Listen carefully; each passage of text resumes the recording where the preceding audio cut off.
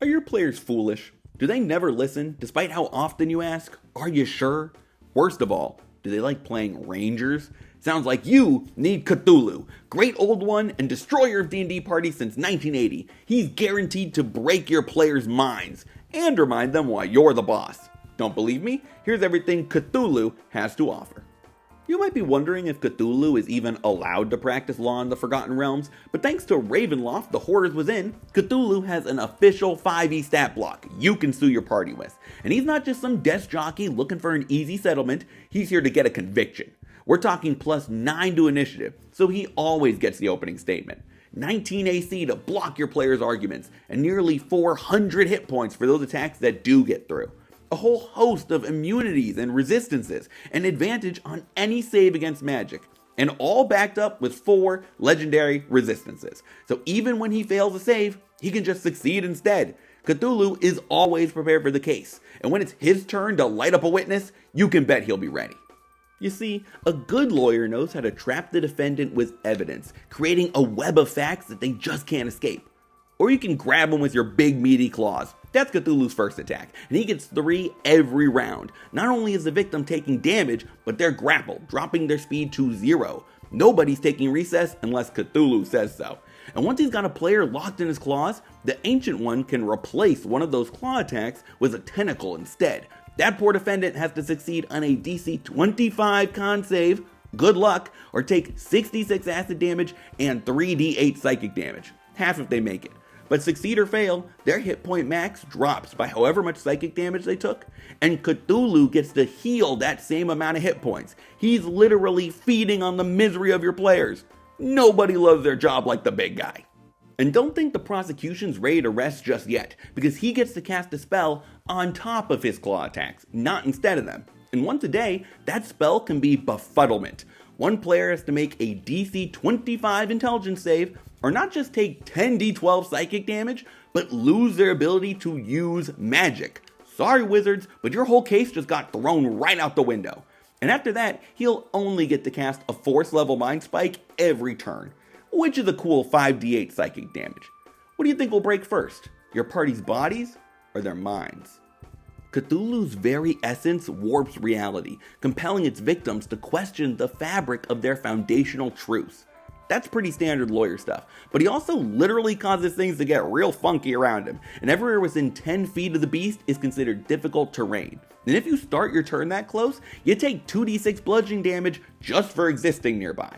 But don't worry, he might use his bonus action to warp somewhere else, in which case, everyone who had been caught in his area of influence takes damage. If they fail the DC 25 strength save, are knocked prone. And he takes any grappled players with him, so Cthulhu can scoop the paladin off the witness stand and then teleport away to have a more direct examination. That's usually when people start pleading guilty, but it's already too late. And do you think Cthulhu's gonna sit around and wait for his turn while the party explains their case? Of course not, and as one of the best lawyers in the game, he doesn't have to. Each round, he gets 3 legendary actions to use right as a player finishes their go, and he'll mostly be crushing them with more claw attacks. But once per round, he can instead use his powers to distort a 20-foot sphere, and anyone stuck inside has to make a DC 25 charisma save. Succeed, and they take half damage. Fail, and not only are they hit with the full 8d8 force damage, but Cthulhu can move them up to 60 feet in any horizontal direction. So, no, he can't drop them from 6 stories in the air, that would be ridiculous. Nah, he'll just teleport them into a pool of lava, pit of acid, or worst of all, a jury of their peers. Nothing is scarier than the judgment of strangers. And all of this is assuming that your players are facing Cthulhu in an unbiased, neutral courtroom. But if they head to his hometown, they're in for a shock, because Cthulhu operates out of Innsmouth, his own personal domain of dread that supercharges the big guy. That means while in his domain, he gets a Fist legendary resistance and a Force legendary action. Plus they'll have to see his face on like all the billboards. So many billboards, it's really unsettling. When they come face to face with Cthulhu, your players can't even trust each other, because someone might be a surprise witness for the prosecution. 3 times per day, Cthulhu can cast Dream to enter the mind of a sleeping player, and from inside their own head, cast the Gaius spell. If the player fails their save, they're charmed and can't actually hurt Cthulhu, Plus, they have to follow a command given by the Great Old One for 30 days. And if they go against that directive, they take 5d10 psychic damage the first time they defy him every day. So when your party rolls into court, they better keep their heads on a swivel, because you never know who Cthulhu has already gotten to. Despite being a literal world-ending monster, even Cthulhu has shortcomings. So for the best results, keep these tips in mind. While in his domain of dread, your players will have disadvantage on any saves against being frightened.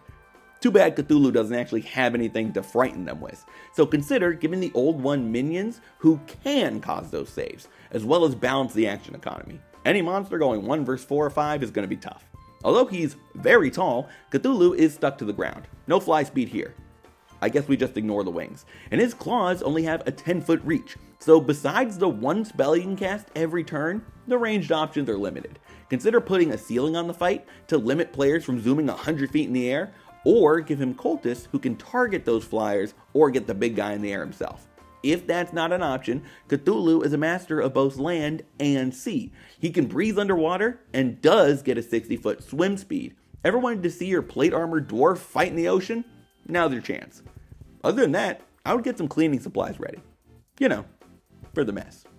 If you need your players' minds melted by cosmic horrors beyond their imagination, and you want it done right, then hire Cthulhu. Sure, some will tell you that throwing a CR 25 monster at your party just because they don't want to take notes is extreme, and they're right. Extremely awesome Cthulhu. He's the right call for Cthulhu. Okay. Cthulhu is not liable for any anxiety, drowning, or loss of self-identity that occurs while in the case. Payment should be made in the form of arcane rituals, performed in his domain and spoken in ancient tongues. Cthulhu does not accept cases involving horny bards, calamari, or nyquil. If Cthulhu slept through your case, you may be entitled to compensation, just not from us. Oh, and crit your players.